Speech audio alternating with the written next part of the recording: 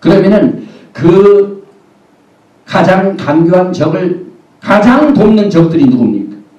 성경적으로 보면은 들짐승은 이스라엘의 적으로 정의되고 있습니다.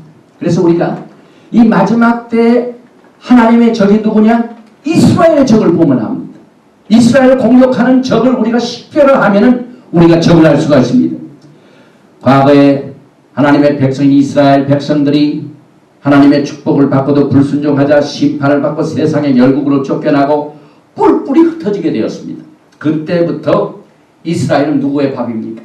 세상의 적들로 밥이 되는데 들짐승의 밥이 되도록 하나님께서 훈련을 시켰습니다. 하나님께서는 모든 것을 시험하십니다. 우리의 심령에 정말 하나님을 사랑할 마음이 있는지 없는지를 반드시 시험을 하십니다. 그래서 들짐승들에 의하여 다스려지고 고통을 그들이 받게 됩니다. 신명기 7장 22절에 내 하나님 여호와께서 이 민족들을 내 앞에서 점점 쫓아내시니 너는 그들을 급히 멸하지 말라 두렵건대 들짐승이 번성하여 너를 해할까 하노라. 신명기 28장 26절에도 내 시체가 공중의 모든 새와 땅 짐승들의 밥이 될 것이나 그것들을 쫓아줄 자가 없을 것이며 하나님께서는 이스라엘의 적들을 괴롭히는 이 적들이 공격을 하는데 그들을 쫓아낼 자가 이 세상에 없고 오직 예수님 한 분밖에 없다고 이렇게 만들어 놓으셨습니다. 이게 종말론입니다, 여러분. 그리고 지금 마지막 때 이루어지고 있는 사실을 이 말씀을 통하여 보면 적의 식별이 가능합니다. 계속해서 신명기 7장 16절에 내 하나님 여호와께서 내게 붙이신 모든 민족을 내 눈이 긍휼히 보지 말고 진멸하고 그 신을 섬기지 말라. 그것이 내게 올무가 되리라. 이 적들이 올무가 됩니다. 그런데 하나님께서는 에스겔서 34장 4절과 5절에 너희가 그 연약한 자를 강하게 아니하며 병든 자를 고치지 아니하며 상한 자를 싸매주지 아니하며 쫓긴 자를 돌아오게 아니하여 잃어버린 자를 찾지 아니하고 다만 강포로 그것들을 다스렸도다. 목자가 없으므로 그것들이 흩어지며 흩어져서 모든 들짐승의 밥이 되었도다. 하나님의 양무리를 지켜야 할 이 파수꾼의 경고를 해야 할 목자들이 도와주지는 않습니다. 말씀을 먹이지 않습니다. 병든 자를 고치지 않습니다. 상한 자를 싸매지 않습니다. 그래가지고 결국 모든 백성들이 들짐승의 밥이 되었도다. 결국 사탄이 들짐승입니다. 그것은 이스라엘의 적입니다. 또 본토에서 쫓겨나 세상으로 흩어져 포로 생활 중인 이스라엘 백성들이 있는 곳은 들짐승들이 노리고 있는 그 센터입니다. 성경적으로 볼 때에 하나님의 거룩한 땅에서 쫓겨난 모든 다른 곳은 들짐승의 플레이그라운드입니다. 그래서 거기에 왔다 하면은 들짐승들의 놀이개가 된다 이 말입니다. 지금 유대인들 보세요. 역사를 보세요. 본토에서 쫓겨나가지고 얼마나 많은 들짐승들하여 죽임을 당하고 지금 이 시간까지도 적들에 의하여 매일 공격을 받고 있습니다. 그래서 이 성경을 보니까 특별히 이 다니엘을 통하여 금신상이 나왔지만은 그 금신상 그 다음에 사자가 있고 곰이 있고 표범이 있고 또 괴물 용이 있고 결국은 이스라엘을 괴롭히는 적들이 짐승들인데 이게 다 이 세상에 있었던 나라들입니다. 괴롭혔던 나라들입니다. 그래서 이제 다니엘의 이 꿈을 통해서 이 느부갓네살 다니엘서에 나오는 느부갓네살의 이 꿈을 통하여 이제 꿈이 해석을 되는데 이제 꿈이 어떻게 되냐면은 다니엘서 2장 31절 이하부터 보면은 왕이 한 큰 신상을 보셨나이다. 그 신상이 왕의 앞에 섰는데 크고 광채가 특심하며 그 모양이 심히 두려우니 그 우상의 머리는 정금이요 가슴과 팔들은 은이요 배와 납작다리는 노시요 그 종아리는 철이요 그 발은 얼마는 철이요 얼마는 진흙이었나이다.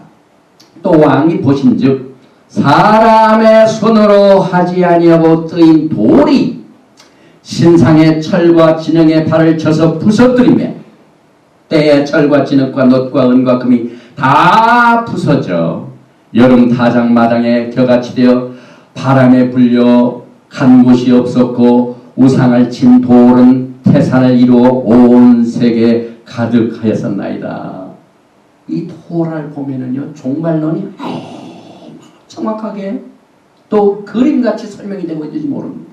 그래서 여기에서 금신상 머리는 정금은 이 짐승 머리부터 발끝까지 짐승인데 그 신상의 금머리는 바벨론이요 신상의 은으로 된 가슴과 팔들은 메데 파사요 신상의 노수로 된 배와 넓적다리는 헬라 나라요 신상의 철로 된 두 종아리는 로만 임파이어 로마요 세상의 철과 진흙이 섞인 발은 지금 우리가 살고 있는 이 시대입니다. 왜냐하면 사람의 손으로 하지 아니하고 뜨인 돌은 메시아의 오심을 말합니다.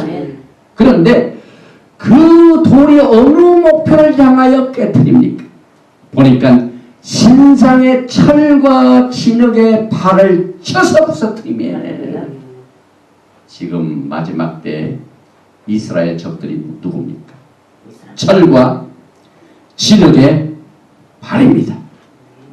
우상을 친 돌은 태산을 이루어 온 세계에 가득한 것은 메시아 왕국의 시작을 말합니다. 지금 우리는 이것을 두 눈으로 보고 있는 마지막 세대입니다. 아이위트네스 이게 뭡니까? 이 증인은요 반드시 눈으로 봤어야 돼요.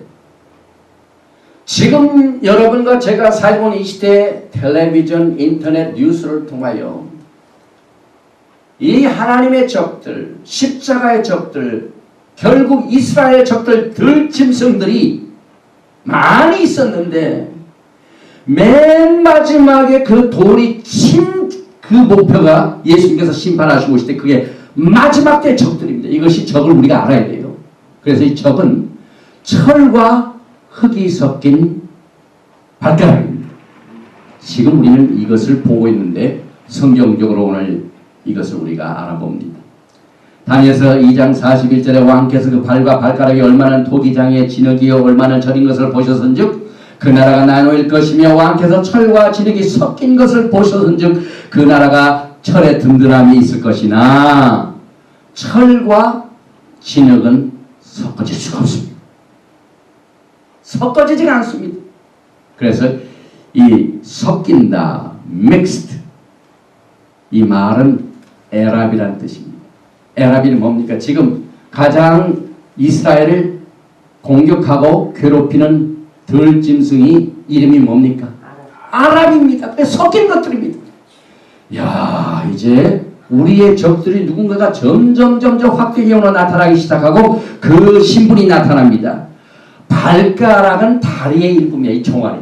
종아리가 있고 발가락이 있습니다. 그래서 그 발가락 다음에 그 철과 진흙이 섞인 이 발가락은 그 전에 있었던 것에 후예들입니다.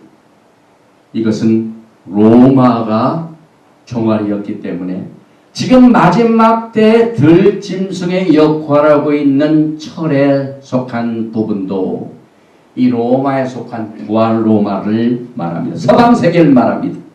그래서 이 사진을 보면은 이게 어디에 있냐면은 유로피안 파리아먼 그 의회가 EU 의회가 있는 불란서의 스트라스버그 본부를 말합니다. 그런데 이 EU 의회 본부의 모양이 어쩌면 이렇게 옛날 그 누굽니까 타워 바벨탑을 그린 피터 브루겔 1594년에 그린 그림하고 비슷해. 이것을 아주 카피해가지고 그렇게 만들었습니다. 이 마지막 때 바벨론이 점점 나타납니다. 그런데 하나님께서는요 동시에 들짐승의 적들이 있는 반면에 에레미야서 16장 16절에 여호와께서 가라사대 보라 내가 많은 어부를 불러다가 그들을 낫게 하며 그 후에 많은 포수를 불러다가 그들을 모든 산과 모든 작은 산과 아멜에서 사냥하게 하리니 이 흩어져 있는 양떼들을 돌아오게 하여 어부들을 보냈습니다. 2000년부터 어부들을 불러서 메시지가 뭐냐면은 예수 그리스도